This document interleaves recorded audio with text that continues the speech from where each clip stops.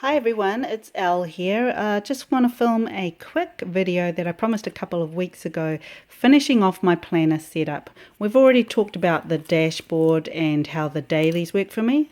Now I just want to go through the rest of the planner and dividers. Now my Kikki-K A5 is my main planner, and that's where I actually do most of my goal setting and tracking and tasks. And future planning. This is my on the go, this is what I have to do today, or this is what I need to capture today planner. So it comes with me to work and everywhere I go pretty much, unless I'm not taking it back. So I'm going to quickly go through these dividers, and at some stage I will put up a video about how my A5 works and how these two work together. So let's get into it. Firstly, we have the to-dos. Now this is just where I put down things that I need to do this week, or things that I have thought of during the week that I need to capture. And then I will then transfer all of these into my A5 so I can actually plan them properly. So as you can see, there's no scheduled dates. There's not actually assigned a task yet. It's just capturing thoughts. This item here, my planner setup key, and my bullet journaling key and my color coding. I've just put that here because it probably fits better in with the calendar, but it just got really annoying having to keep flipping it over. So I put it here because then I can just go to the dailies and flip back and forth and see the key. It's working. It probably needs to go at the front, but I'll look at that later. Anyway, things that I have on my to-dos or notes to capture are things I need to buy, winter clothes being the main one at the moment. It's so cold here. The master list of tasks that I've thought of that I'm not sure are captured in my A5, so I've noted them all on here. In particular, you'll note here that I need to reset up my A5, and I will be filming that for you, so I'll show you those when they're ready to go. Next one is my vouchers that I have coming up for expiry to make sure that I use them. I've got 2 due at the end of this month, so I need to make sure that they're used. Then I have a list of printables. So I like to print off, search through Google, find images that work for me, print them out, size them down, then print them out and paste them into my planner. It just works for me better than trying to find stickers that match my mood or fit the events. So for example, I'm never going to find a Etsy store that's going to sell State of Origin stickers. That's rugby league for those of you who don't know. So it's just easier for me to find an image, print it out and paste it in, and it looks good and I really like it. So that's how I'm doing it. So this is just a list of things that I need to find on Google or think about next time I do a session. Then I have measurements so that when I do the printouts I know what they are. And that's it for to-dos at the moment, but as I said, it's a running collection.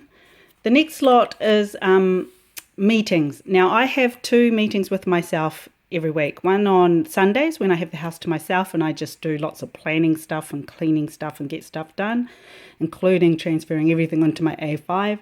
And then I also schedule one at work, so I just take an hour out of my time.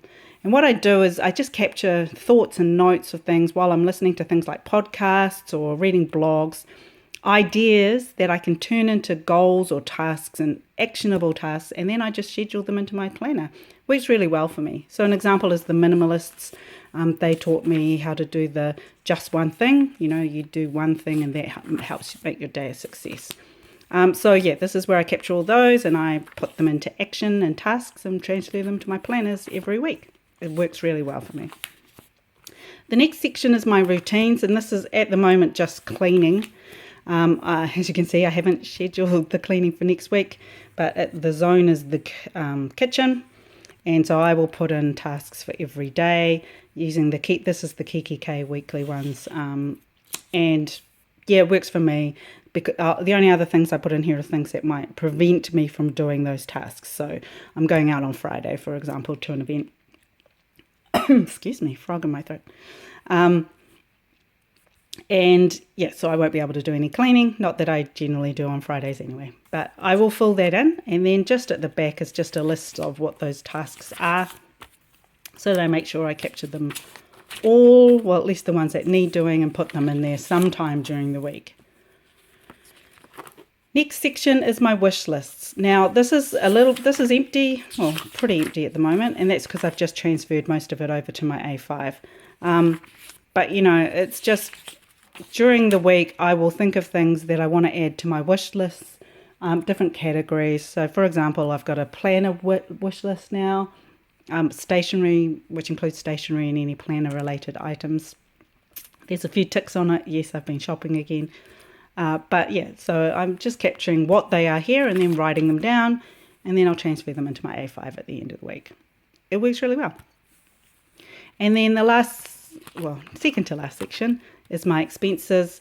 I've clipped that together so you can't see how bad I've been at spending this week. But all I do is just write down, I do it on a weekly basis, a page per week, and just track what day did I spend it, what was it, how, EFTPOS mainly, credit card, and how much. And then at the end of the week, I transfer that number over to my weekly planner so I can do my budget tracking.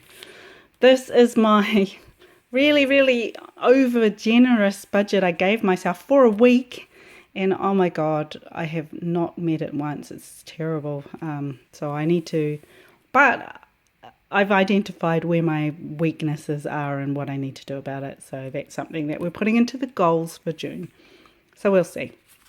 Anyway, this is Filofax templates, by the way, and I really like this layout, apart from the fact that they don't have EFTPOS. They've got check. No one uses check anymore, right?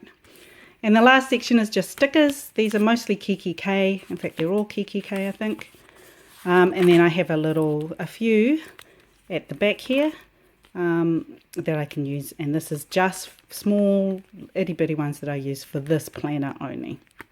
So that's pretty much it. I do have a notepad at the back and another bit of paper to stop the coils from marking the inside of the planner. This is the Filofax one. The Kikki-K one works perfectly well for me, but it doesn't have the punched holes, so that's why the Filofax one is in here. That's it. I hope you enjoyed the walkthrough of the planner in 2 parts.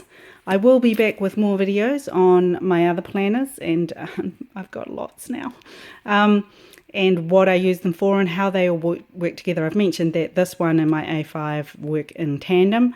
I also have my Erin Condren, which I'm using as my work planner, and that's also working really, really well for me. So I'll show you how that works in my next video. Until then, have a lovely day. Bye.